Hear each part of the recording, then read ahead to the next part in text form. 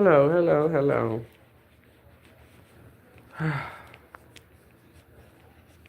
That's crazy.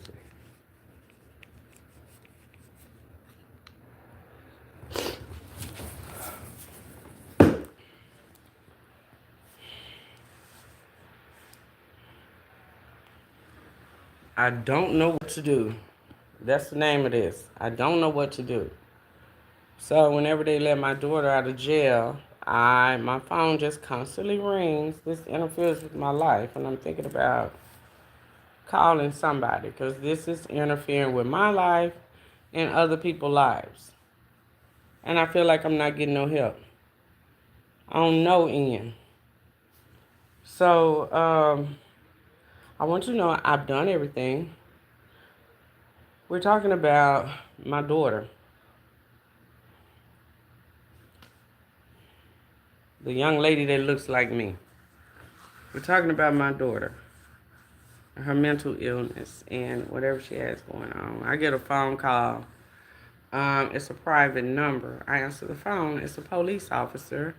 He wants me to know that she wants to talk to me, and he's taking her over to uh, a shelter, a church, or somewhere.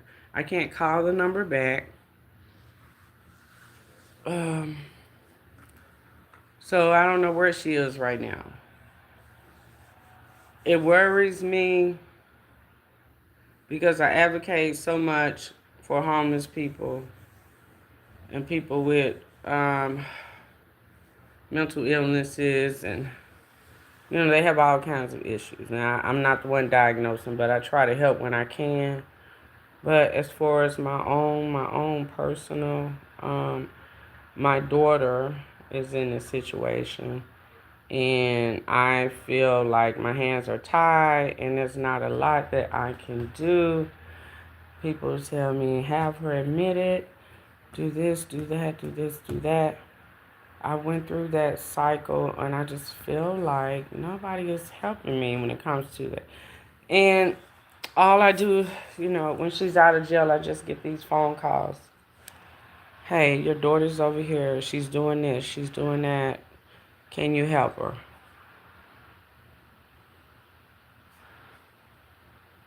Yes, I can, but am I putting myself at risk and harm's way? Because, hi,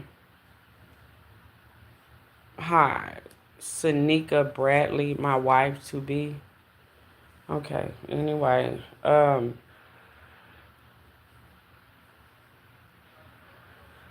it's hard. It's hard for me trying to live my life and deal with this. I advocate for the homeless, and then I have a family member that's going through this. So here's the thing right here. You calling me and you telling me she doing this and she doing that. And I know she just got out of jail. And it's not like I'm Superwoman or anything. Like, I can't just make her have a magical cure of overcoming her mental illness or her drug abuse. You call me and I get these phone calls. Hey, your daughter over here, your daughter over there. Hey, that worries me. But then when I cry out for help, I don't get no help. I done went through the cycle. I get ignored. I get ignored. Even when my mom died, I go to the police department, talk with the detective. I get ignored.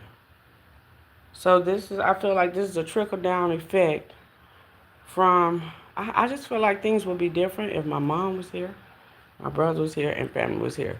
But being that this is how it is, it's hard. But the phone calls are coming in because she's out of jail. Somebody saying she over here, she laying on the bench. I drive everywhere every day. I see homeless people laying on the bench. I'm doing all I can to help them. And then people are calling me saying the same thing.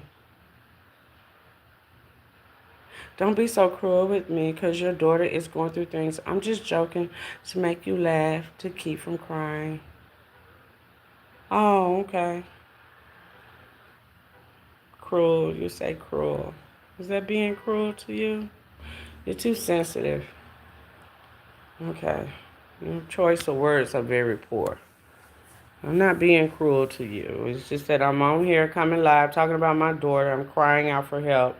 And you come in here, being sarcastic and say, hey, my wife to be, and you want me to accept that as a joke when I know that people that has narcissistic tendencies use that joke as a way to downplay what their real intentions are. So, I don't know who I'm speaking to, whoever I am speaking to, I am not offended by what you said because my daughter is going through things. I don't need you to make me laugh. Just like everybody can't pray for me. Thank you. But anyway, so I'm just gonna reach out to some people and say, hey, this is a bother. Now they're probably gonna say the same thing. You gotta pray for them. They gotta help themselves.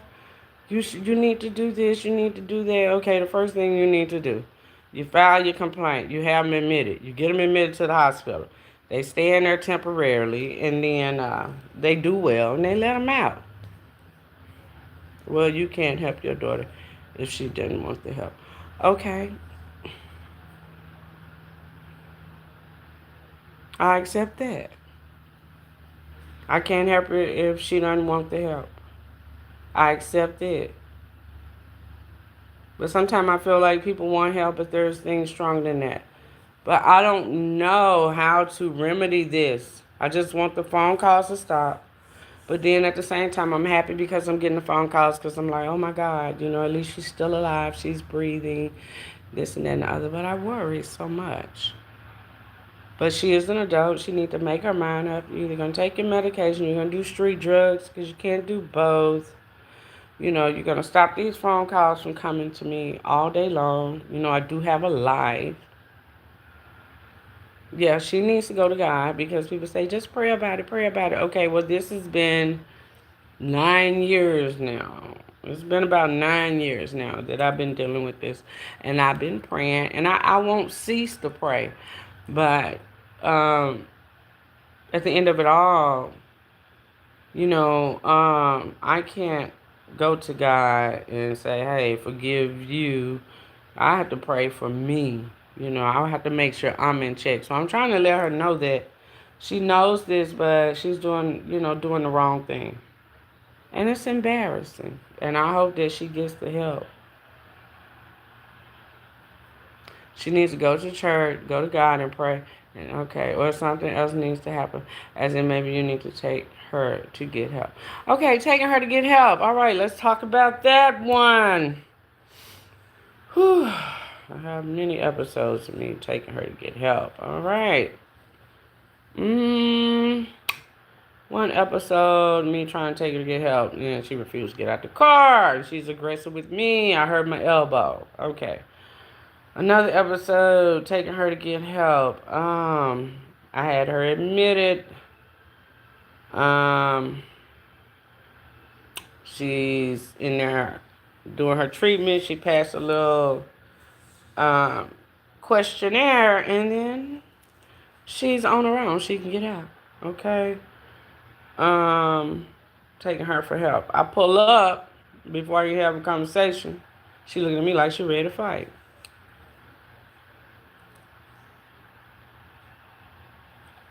Taking her to get some help. She's outside beating on my window, screaming and hollering. I called 911 to help me, to help her. They take 2.5 to 3 hours to get here at my location. So when you say take her to get help, and me doing all this, just like drop the price of eggs today to 99 cents a dozen. It ain't gonna happen today.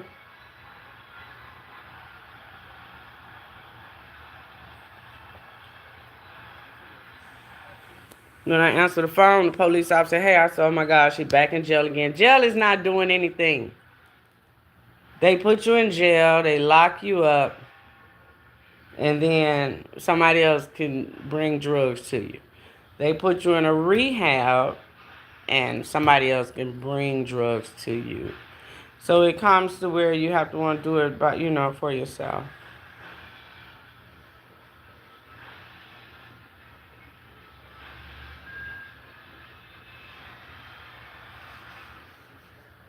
Yeah.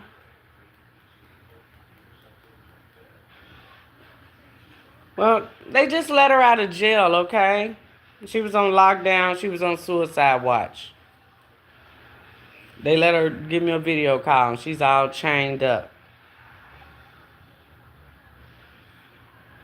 Now, if she couldn't kill herself while she was in jail, then she get out here and she free-handed and she ain't trying to kill herself right now.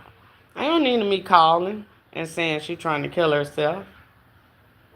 It shouldn't have to go to that extreme to help people that really need help. And she's not just my concern. I'm my concern. I may be homeless here shortly. Things don't turn around for me. I have people around me that's my concern that I try to help. I can't do it. I can only do what I could do. But if anybody watching this YouTube video, please put it out there so Little Rock Police Department can see it today, so they won't keep calling my phone every time they decide to give her a ride down the street. I get all these private calls because Little Rock Police call me. But as soon as I have a 911 emergency and call them, they won't even answer the phone. Won't answer the phone. But then they call me. Soon they run to my daughter. I can't even work. It's been a situation I've been in the middle of a lesson and had to leave and go take care of that. I can't do that. Put myself at risk and the others at risk to go tend to her. I'm tired. And it's becoming a headache. So maybe I need to file a complaint on someone. Because they're not helping me. They're not helping me. The county jail ain't helping nobody, locking nobody up. These rehabs around here ain't helping nobody. It's terrible over here. It's terrible. But going that side over there, across I-30, that side of the bridge, you might see a few of them, but they down there, the homeless people down there living in the woods got a campfire doing drugs and alcohol. But over here, they all out, they everywhere. Even my daughter. So today I want a break. I want a break from the police calling me. Y'all don't answer the phone for me. When I call 911, I advocate for the homeless. I advocate for myself. And I advocate for my daughter. But she's out there at gas stations calling disturbance. They're here calling.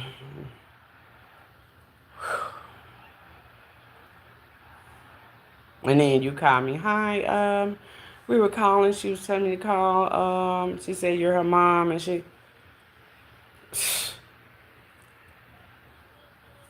this gas station.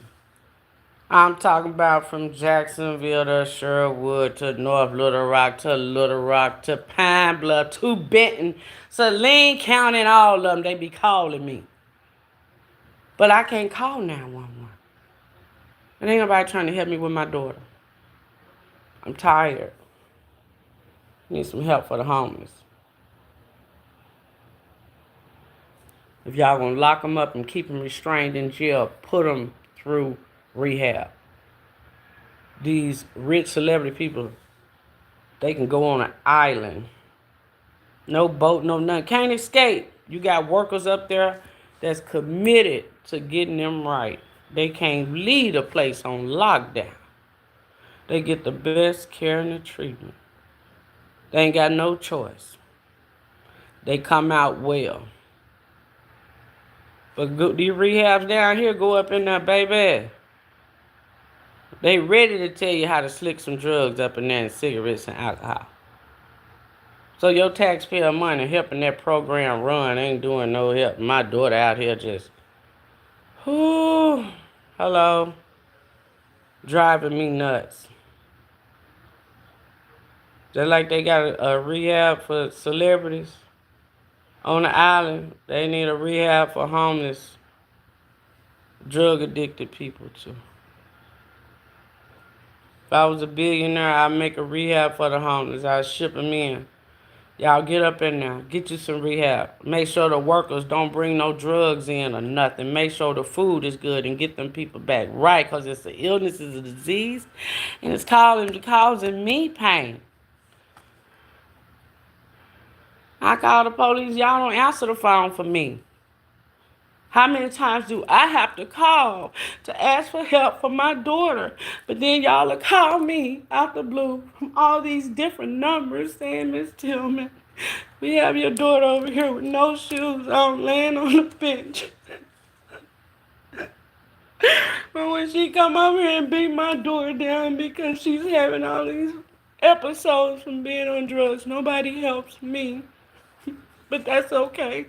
God gonna bless me one day to get a homeless shelter for people that's on drugs and all that, and I'll be able to help them. They gonna be right. But please, you don't have to keep calling me police officer. You don't have to call me Mr. Police Officer. But when I call you for emergency, please answer the phone and don't hurt my daughter.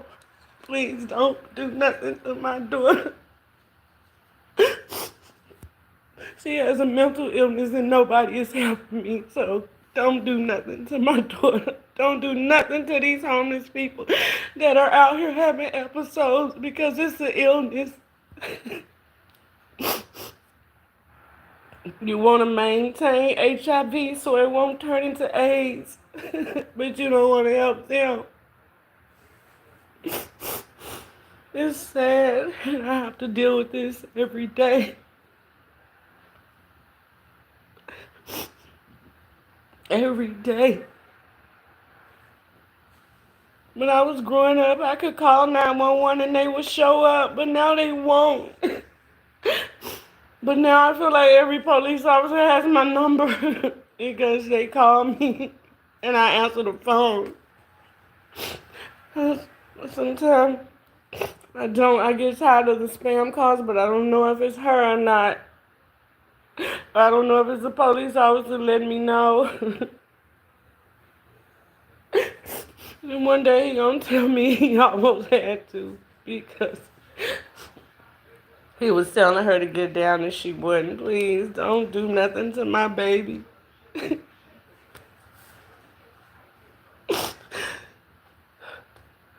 I'm praying for the people out here that are on drugs and doing these heavy drugs and suffering and losing their jobs and everything. I pray that America change. That this stuff will stop coming in and y'all can get some help. Because I'm tired of the police calling my phone from different numbers and telling me my daughter is here and my daughter is there. When I call you for an emergency, you don't answer the phone for me, 911.